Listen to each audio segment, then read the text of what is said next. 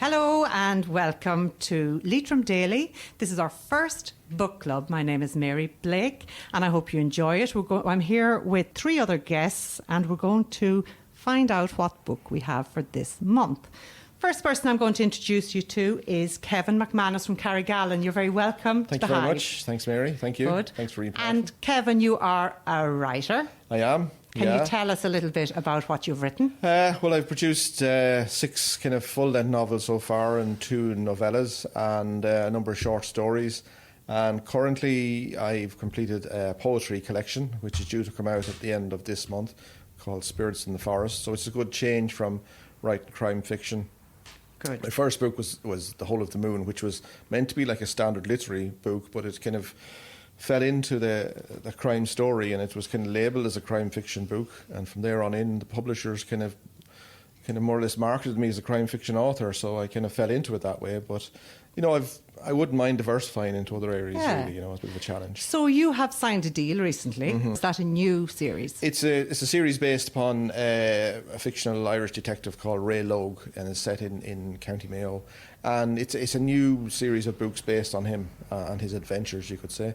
And it's with a UK book company called Spellbound.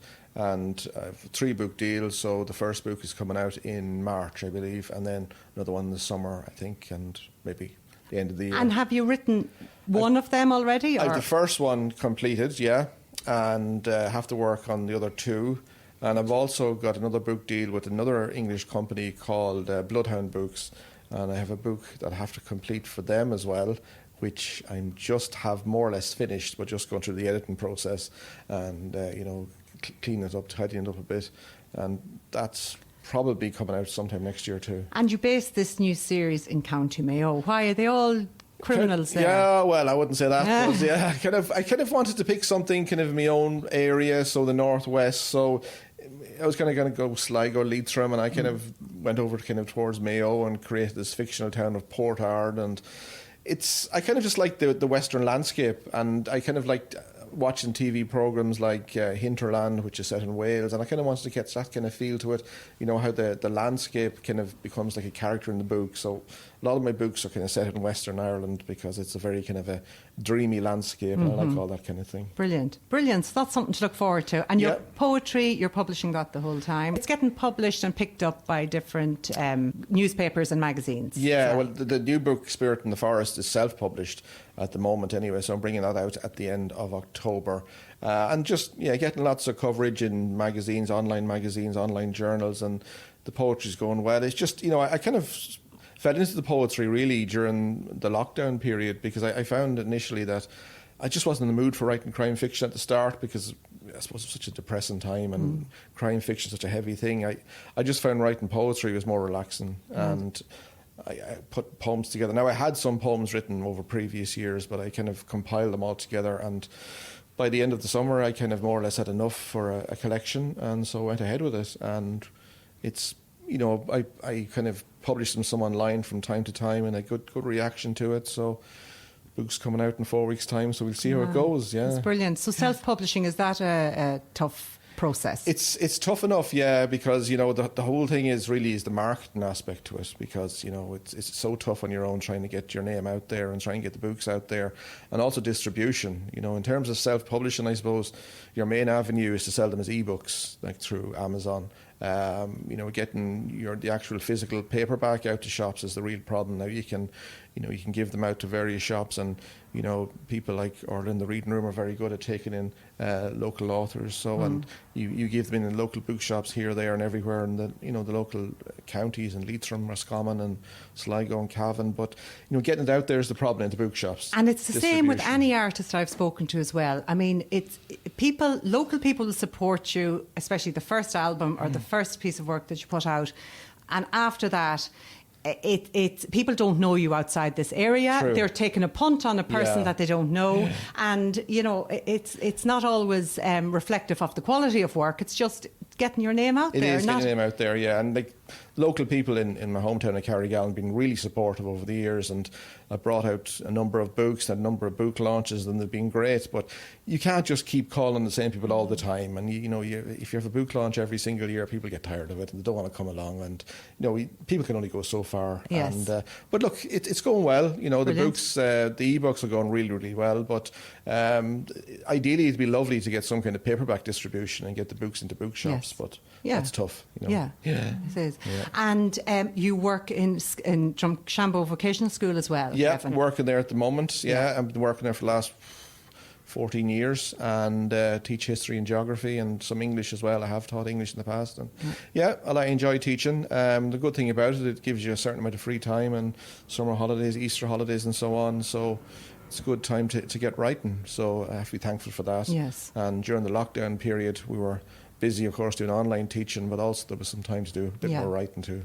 Yeah, but as you say, lockdown, although a lot of artists said, this is a time I can write that book or I can do this painting, but sometimes the head wasn't there for it. Even though you had the time, but still we had a sense that there was a crisis happening and maybe we weren't in the right form for it. So. Very anxious time. I found the first month, back March, April, I couldn't write at all. I just couldn't, because your head is so full of what's going on in the news and everything, and you just couldn't get into the stream of writing. But I found, come May, June, I kind of got back into it, and I found it a good release, from what was going on in the media, to actually sit down and write, and especially, as I was saying, writing poetry. I just found that relaxing and a bit of escapism, I suppose, Yeah, very good. Thanks, Kevin. That's great, and good luck to you with the new book coming out, Spirits in the Forest. Hilda King is with us. Hilda, you're welcome. Hello, Mary. How would people have known you prior to this around Ballinamore? You were working up until recently in the library. I was in Carrick and Shannon for about 20 years, and then I moved to the headquarters in Ballinamore about 2004. So great. Yeah, great. And finished up around 2016. Right, okay. So around 30 years. 30 years. Thereabouts. Great work. And Ballinamore, of course, is such a wonderful facility there. Oh, and it's such a lovely library to sit in and visit. And what I noticed about the library when I was there is it's not the reverence that you would expect. It feels like a breathing, living place. There'll be kids in having a workshop and reading books. And do you think that is important to move away from that shush? Absolutely. Yeah. We have to welcome everybody, and that includes children that make noise, and people can talk at a low level, and it's a cultural space really, and it's moved into that realm of things now. So a big change to retire from such a busy spot. Yeah, a big change. I sort of, you miss all the people you worked with, and naturally all the staff you got to know over the years. But I'm very happy in retirement as well. I've loads of time for my hobbies like reading and walking and cycling. And I think that's something that we all got a little taste of over lockdown is like, I used to think, well, gosh, when people retired, what do they do? And then we all had that experience of having time off, and you filled your day all the same, absolutely. Even though you go to bed and you think, I don't know what I did, but I was flat out doing nothing. Absolutely, yeah. Even as Kevin said there in the beginning, I sort of thought, this is fantastic, I'll read all day, and what else would I like to do, but no, your head is sort of taken over a bit by the whole process of lockdown, and I don't know, just but no, now I've settled a lot more, and because the reading groups have sort of been stopped really, it suddenly felt, oh wow, I can read whatever I like now, And were you involved in many reading groups or book clubs? Yes, I have sort of 2 long-term book clubs. One started when I was in Carrick and Shannon, with some regular readers asked me to form a group with them, so it was sort of a cosy little group. It was sort of only about, I think it was 6, and then it became 4, and so we got to know each other over 15 years. I think we met every 2 months, read 2 books, but we also had a glass of wine. So it was very much a mix of social and thing, but very enjoyable too. And the other group was sort of a very more structured group. It started in the library really with it was a funded project, and so we were a very sort of organised group. There was 12 in it, which was a lot. Michael Harding actually facilitated, I think it was 4 groups. under this funding project. And but we've kept going since then, and we're still meeting 19 years on. Oh, imagine. Yeah, and Amazing. I think the structure stood to us, that everybody sort of got used to the guidelines we had and the way we operated. Now, we did stop for tea and the chat, Yes. but the book was the focus of the meeting, and it made you sit up sharp and think about what you'd read. And this is why we decided to start this podcast, is because I was talking to Orlagh in the reading room, and she was saying people have been missing their book clubs. Yeah. So have your book clubs stopped over COVID, or have you found a way to make it work? We've discussed it several times over. We did try a Zoom, and it wasn't really that successful. We're too big a group. There's around 9 of us now, and it was okay, but it wasn't anything like what it is in person. Yeah. There's a lot of banter and over and back, and you couldn't facilitate that really that easily over Zoom. And do you think there has to be a facilitator in a book club? I do. Right. I do. I think there's there's different types of book clubs, but I think if it's small, maybe it can manage with 3 or 4. They can manage facilitating everybody. Yes. But once it gets over 4, I think you really have to have somebody making sure everybody gets their say and gets their opinions out and sort of facilitates cross challenges maybe, and different viewpoints and all that. So if somebody listening now was saying they'd like to set up their own book club, would you have any advice for them? I think I'd have a discussion with whoever was interested, the number of people, and because people come to a book group have various notions in their head of what it's about. So it's very important to have their expectations sorted, that what they're hoping to get from it. And you'll find there'll probably be quite a variety maybe, And I remember being in book clubs, and somebody would come to the book club saying, I didn't get finished it, so don't talk about what happened in the end. Yeah. And you kind of say, oh, gosh. Yeah. And I suppose that's a discussion we're going to have today in when we meet next month to talk about the book that we still don't know what it is. Do we give out spoilers?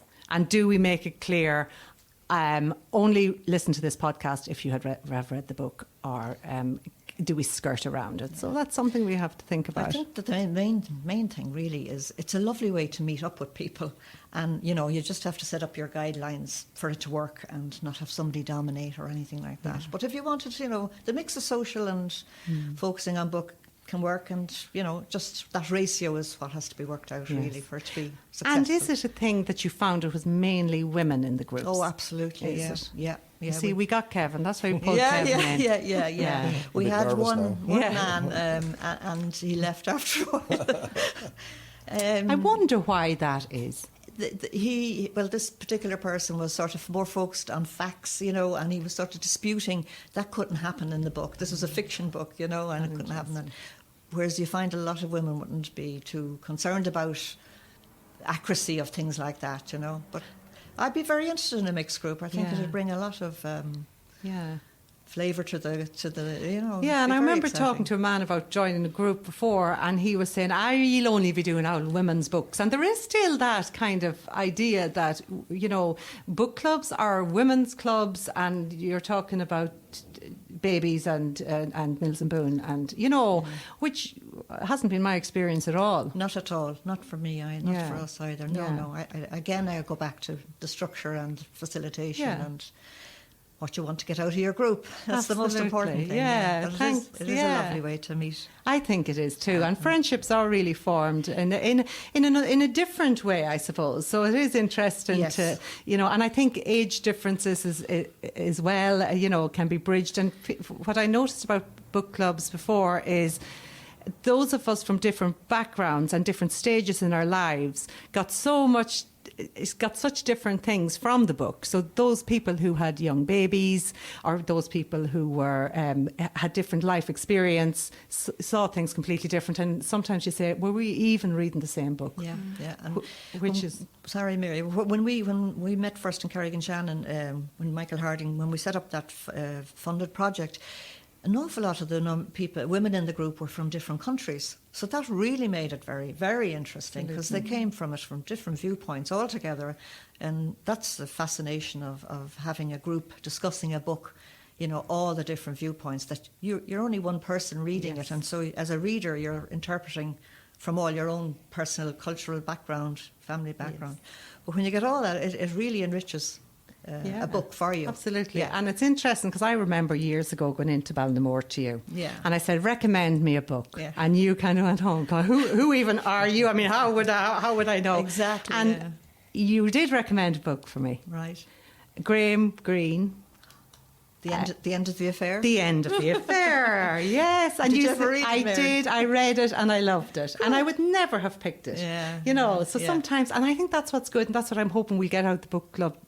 This book club is kind of reading things that you just wouldn't have come across yourself. You wouldn't have come across. Yeah, no, that's the excitement. So I'm looking forward to that. And our fourth and final panel member today is Orlagh Kelly from the Reading Room here in Carrick and Shannon. Orlagh has the independent bookshop here on Bridge Street, and you're very welcome. Thank you, Mary. Thank you very much for coming. So you've had the same lockdown experience as all of us, and your shop had to close. Yeah.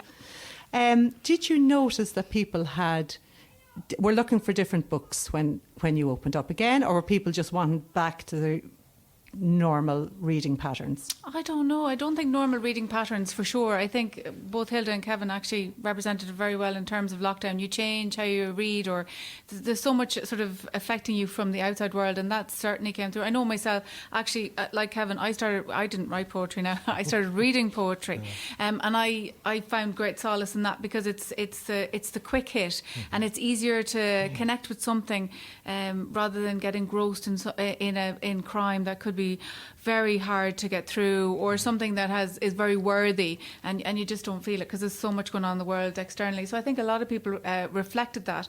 Certainly people's feedback to me is that if they didn't read for a period, they got back into it, or they started reading all the books they should have read that were on their shelves. So that's been a great experience, because you're chatting to people about books that have, I must read that for years, and they're now getting to it because they just maybe wanted to stay indoors. Yes, you could go and buy online and all of that sort of stuff get new, but it was just a lovely experience just to be in your own house. If you weren't worried about money, you weren't worried about the pandemic, if you took that time just to switch off to the outside world, you were looking at your own shelves, what you had invested in already, and the hope, because I always say when you buy a book or you get a book, it's the investment, it's not the money, it's the investment in the hope of what you're going to read. That's it. It's like, this is the joy. So they were realising that during lockdown. I think that was certainly And the I've experience. heard people saying that they reread books over lockdown. Yeah. I mean, I never reread a book, even if I love the book. I really, but so that was interesting. Well, that's interesting, but also you find, I don't know about you if you find this, but certainly if there's books that I've come across now that I've reread, that I did read maybe 20 years ago, and I read them because I've put notes on the margins, but I don't remember them. So it's new to me again. So I'm at that age where you're a different person but now. also I'm a different reader. So that's the thing. I think see. and that's the interesting thing when you were talking to Hilda about books as well, and she was saying about people's different experience in book clubs. You find that certainly for myself, I became a better reader as a result of book clubs. And what makes you a better reader? Is it that you're going to have to discuss it? Yes. And defend a book that... But not even that. It's not even the defence of that. It's actually the perspectives, because there's 4 different people in here now. We're going to read a book. We're going to have 4 different perspectives on it. And as you said earlier, it's like somebody's going to come in with something that you didn't even know was in the book. You missed it completely, and it mattered so much to them. And that makes you stop, and that makes you think. And that's the joy. That can be the just unmitigated joy of it, I think. Yeah, of somebody else's perspective. Yeah, it's very great. good. And how so you're busy now again, the shop is open, We're and back people open. are coming in. Yeah. And that's great. Yep. And also, whatever book we have today, Orlagh is going to be able to, we have a book club special, so you get 10% off if you contact the Reading Room through their Facebook page. You get all their details there, and you'll be able to read along with us. And that's something I really like as many people as possible to do. And you can, if you're in the shop, you can chat to Orlagh and give her a bit of feedback. You might hate it, you might love it, but I mean, we'd be very interested to hear what you think of this book. Also, I was going to ask you, what makes a good book club in your opinion? Because I'm sure you have a lot of book clubs coming out of the Reading Room. Yeah. Yeah, I was involved in one for myself. There was one in Lena's Tea Rooms. Obviously, these are all ones that we can't meet before. I also used to run 4 children's book clubs, and they were just a joy because I tell you, they're not afraid to tell you their opinions, which is great. But I don't know what makes a good opinion or a good book club as long as people, I think, concentrate on the book. I think when you listen to people's perspectives and you get the joy of it. And obviously, then that, you can segue into politics or segue into your personal life, but it's always sort of the reference point is coming from the book, and that's always a particular joy. Yeah. So don't forget why you're there. I think you so. know, keep coming back to the book, I Well, guess. Hilda says as well, what Hilda was saying as well is about expectation, because certainly you find that before, when you're coming in to join a book club, you must know what you want from that book club. If you want to make friends and socialise, well then pick the right book club, because some book clubs just want to focus on the book and focus on that. Others have that element of social interaction, that it's there. So what do you want from this is a very, very important it can be hard. I've heard somebody saying they'd love to join a book club, but they don't know. They seem to be kind of little tight friendship groups, and it kind of feels like they're, they're butting in or they're being a gooseberry there somehow. If somebody has moved to the area, how do they get involved? Is there any public book clubs that people can just rock up and talk about the book? There was at the library, wasn't there, Hilda? Yeah, the library would always, if you went in and said, I'd like to join a book club, they'd always keep your name, and then they'd accumulate a few people and kept them in touch with each other, So there is that possibility. So all the libraries, Manorhamilton Library, I know, do that as well. They have a very active book club there. There's 9 branch libraries in Leitrim. And all of them would have a book club? No, not necessarily all a book club, but there's at least 4 anyway. Now, they're not all and open. I wonder, at the do you moment. do the same books throughout all the libraries, or does it's chosen in each branch? The group chose themselves, whatever they want. And would people take turns, or does the librarian decide what they're doing next? It's every branch might decide differently. It's individual to the book group in, say, Carrigallen or Ballinamore or Manorhamilton. The group decide. It's very democratic rather than, I know. There are some libraries in Dublin and that do have the librarian produce all these books and that, but so far down here that's not the way it works. Yeah. If you're looking for a book, then it's personal to you. If you're looking to buy something for your mother, it's personal to your mother. So tell me about your mother. Mm-hmm. Tell me what you like to read. Tell me how you want to read. Somebody comes in and say, I want to buy a present because they're 60. Right? What do they like? I don't know. Just give me a book. That doesn't tell me anything about them. That just tells me their age. I'd like to, you go for a little bit of nuance, because I want to give if you're given a recommendation, you want it to be something that your mother's going to turn around and say, that was a perfect book, because we had a discussion about where your mum was at or what she likes and her taste. And it's all about the personal taste, because I know what I like. I've got so many books down to the years just bought for me, and I'm going, I'm never going to read that in a month of Sundays. It's not my taste. It's not my like. None of that. And it will just get shelved, and even during lockdown that was never touched.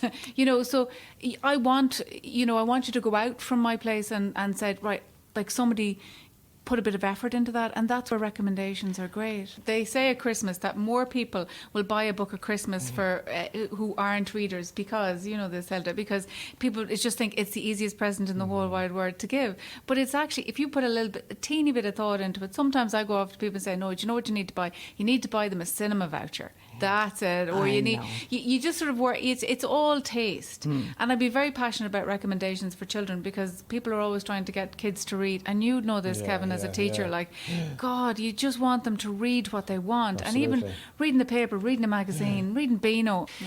Are there many Leitrim books being published at the moment? Yes, there are. Could you tell there's quite a lot actually this week. What's been happening, I suppose, in the publishing world, and you probably know this, and Kevin would certainly know this as well, is that so many books that were due to be published early on in the spring and certainly in the summer were delayed. And so they're all coming out now between September and October. So I just have a quick list of just some of the Leitrim authors, but also the kind of local-ish, even if they're bigger named, if that's okay. So you've got Standing in Gaps, Seamus O'Rourke. Nobody knows him, of course. Seamus is going to be in with me tomorrow to have an interview. Dying to hear That's him. his memoir. Michael Harding's book, What is Beautiful in the Sky, is published on the 1st of October. John McLoughlin, originally from Leitrim, but lives in Sligo. You, Me and Destiny, and I think it's a bit of a love story, and he says he's featuring Carrick in it. Is that his first book? First book. Brilliant. Yeah. Colleen McCarthy from Drumsna and The Sky Didn't Fall wrote her first book during lockdown. It was on her bucket list apparently to write a novel, so she wrote that. Paul Clements has written a book about Shannon Country. He's following in the steps of Richard Hayward around from the start of the Shannon, and he does the whole way down. Leitrim, the Irish Revolution, Patrick McGarty is out. He's from Mohill, I think. He's originally from Mohill and he lives down in He's Carrick. a lecturer. Yeah, that's right. Faye Hayden's book, children's book, has been published this week, I think on the 1st, with all the proceeds going to Our Boys, Save Our Boys in Roscommon, And which that's is a great Faye's cause. second book. It's her second book, yeah, And Faye absolutely. writes from her first book was from the point of view of living with a child with autism. Yeah, it's bedtime stories from mothers and others, yeah. And then this is her first children's book, and it's featuring children with varying levels of disability and just saying how they get on with their life and how they can succeed as well as anybody And else. that's for charity. Oh, that's absolutely, it's all for Save Our Boys, the Fantastic.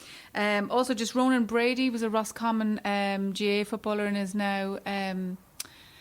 what would you call him? I think he ran away to the circus. He's a man, he does his performance art. It's brilliant. It's a very good story.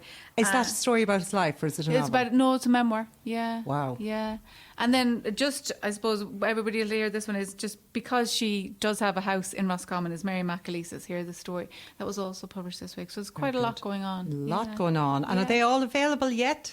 Yes. Brilliant. Yes. Great. Yeah. So that leads us on to, drum roll please, our book for the month. We don't know what this is. Orla has picked it. Yes. So what have we got? Well, the book that I picked, there's also a lot of talk about it as well. It's called, and I'd be interested to know if you've heard about it, it's called The Thursday Murder Club by Richard Osmond. Have you heard of it? No. Yeah. Okay. So he is the guy from the TV show that we would know. That's right. He Yes, presents Pointless. Pointless, yeah. And he also is a producer. Apparently, he produces Deal or No Deal. You know that one with Noel Edmonds. He was behind all of that, involved in that. And this is his first novel, and it is ostensibly a crime novel, but it's crime light, is what I would consider it. But it's nice. It features 4 main characters. It's set in a retirement village in England, and there's Ron, Elizabeth, Ibrahim and Joyce, and they meet every Thursday to go over cold cases to see if they can solve them, because they're retired.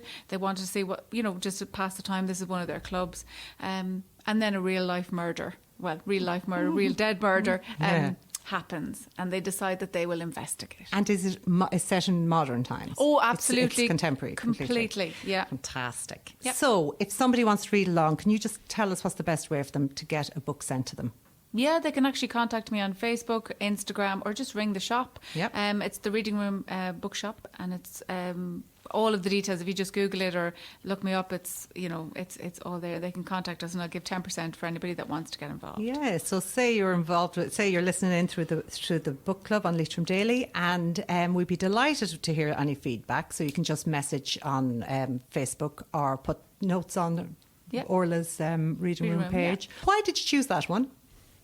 Well, because I suppose this is the first time that we're meeting. I don't know anybody's taste, and I know certainly for the rules of the book club, I know we were talking a little bit about rules, that you don't necessarily pick it so that everybody's going to like it, but I don't want anybody to hate it. So I just thought it would be a nice starter for 10, and also it might be a nice book to discuss, and then see how we go. So it's just... Sounds great. How do you feel about that, yeah, Kevin? Looking forward to it. That's I your must bag? say, I'm a virgin to book clubs altogether, Okay. so I'll be learning as I go along. We hope you're not one of these men that come to one and never seen again. Well, I hope not. Don't go too hard on me the next time anyway. So Well, I'll be learning as I go on and see how Yeah. things go. I write a lot and I read a lot, but reviewing books and so on is all new to me. But I learn as I go on. But I think as well, we're not going to be too precious and exam-like about it. I mean, hopefully it's. And how do you feel about that choice, Hilda? Have you heard of that book? No, and Osmond only means to me the Osmond brothers that used to sing. Okay. Oh, yeah. But no, I haven't heard of it. So Yeah. it's I wouldn't pick up a crime book that handy now. Yeah. So that I like that though. I like Yes. that.